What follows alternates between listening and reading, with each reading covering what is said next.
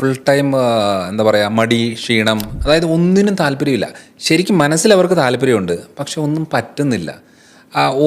ഒരു 2 സ്റ്റെപ്പ് വെക്കുമ്പോഴത്തേനും അവർക്ക് മടിയാണ്.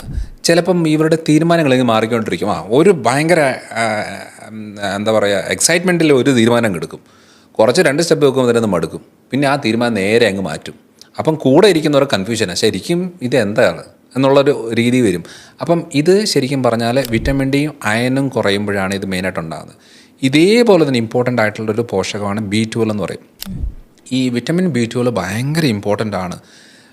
ഇപ്പോൾ എൻ്റെ അടുത്തേക്ക് ഒരാൾ വരുന്നു, എനിക്ക് ഭയങ്കര ക്ഷീണമാണ്, ഒന്നിനോടും താല്പര്യമില്ല എന്ന് പറയുമ്പോൾ ഞാൻ ആദ്യം ഇവരുടെ സ്ട്രെസ് ലെവൽ എത്ര ഉണ്ടെന്ന് നോക്കും. പിന്നെ പോഷകക്കുറവിനകത്താണ് അയണ്, വിറ്റമിൻ ഡി, B12 ഇതെല്ലാം വരുന്നത്.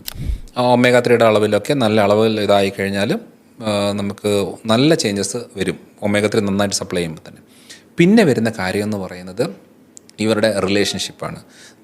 അവരുടെ ബന്ധങ്ങൾ എങ്ങനെയാണ് അതാണ് നമ്മൾ സ്റ്റഡി ചെയ്യും. ഇപ്പം എൻ്റെ അടുത്തേക്ക് ഒരാൾ വന്നു കഴിഞ്ഞാൽ വെറുതെ ഒരു മരുന്ന് കൊടുക്കൽ അല്ലെന്നുണ്ടെങ്കിൽ ചോദിച്ചതിന് ആൻസർ പറഞ്ഞ് വിടുക എന്നുള്ളതല്ല. നമ്മൾ ഫുള്ള് അവരുടെ ലൈഫ് സ്റ്റൈൽ എങ്ങനെയാണ്, ഫുഡ് ഹാബിറ്റ്സ് എങ്ങനെയാണ്, വീട്ടിലെ സാഹചര്യം എങ്ങനെയാണ്, ഇതെല്ലാം ഇതിനകത്ത് ബാധകമാണ്.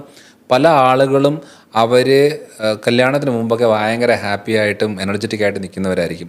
കല്യാണം കഴിഞ്ഞേച്ച് ഒരു 4-5 കൊല്ലം ആകുമ്പോഴത്തേനും സ്വന്തമായിട്ട് അവർ ഒന്നും ശ്രദ്ധിക്കുന്നില്ല. മുടി ചെയ്യണോ വേണ്ട, വേണമെങ്കിൽ ചെയ്യാൻ മതി. ഡ്രസ്സ് വാങ്ങിക്കണോ വേണ്ട, നമ്മുടെ ബോഡി ഷേപ്പ് മെയിൻറ്റെയിൻ ചെയ്യണോ അതൊന്നും താല്പര്യമില്ല. ഇപ്പോൾ ഒരു ബ്യൂട്ടി പാർലറിൽ പോയിട്ട് അത്യാവശ്യം ഒന്ന് റെഡിയായി വെക്കണോ, ഒന്നിനോടും ഒരു താല്പര്യമില്ലാതാവും. അപ്പോൾ ഇതിനകത്ത് ഒന്ന് പോഷകക്കുറവാണ്, രണ്ടാമത്തത് ഈ പറയുന്ന സ്ട്രെസ് റിലേറ്റഡ് ആയിട്ടുള്ള കാര്യങ്ങളാണ്, മൂന്നാമത്തത് അവയവങ്ങളിലെ പ്രശ്നമാണ്. അതായത് തൈറോയ്ഡ് റിലേറ്റഡോ ഗട്ട് റിലേറ്റഡ് ആയിട്ടുള്ള ഇഷ്യൂസിൽ വളരെ കോമൺ ആയിട്ട് കണ്ടുവരുന്നതാണ്. അപ്പം തൈറോയ്ഡ് എന്ന് പറയുന്നത് നിസ്സാര സംഭവമല്ല, നമ്മുടെ സ്വഭാവരീതി മാറ്റും, നമ്മുടെ ബന്ധങ്ങൾ നശിപ്പിക്കും, ഒത്തിരി പ്രശ്നങ്ങളുണ്ടാക്കുന്ന ഒരു അവയവമാണ്. അത് നല്ല രീതിയിൽ പ്രവർത്തിച്ചെങ്കിൽ മാത്രമേ കാര്യമുള്ളൂ. അതുകൊണ്ട് വെറുതെ TSH നോക്കിക്കൊണ്ട് തൈറോണം 25-50 എന്ന് പറഞ്ഞ് മാറ്റി എടുത്തുകൊണ്ടിരുന്നിട്ടൊന്നും കാര്യമില്ല. ഇതെല്ലാം അതുകൊണ്ട് മടി ക്ഷീണം എന്ന് പറയുന്നത് ഒത്തിരി കാരണങ്ങളും ഉണ്ടാകുന്നതാണ്. അതിനകത്ത് മെയിനായിട്ടുള്ള 2-3 കാര്യങ്ങളാണ് ഞാനിപ്പം പറഞ്ഞത്.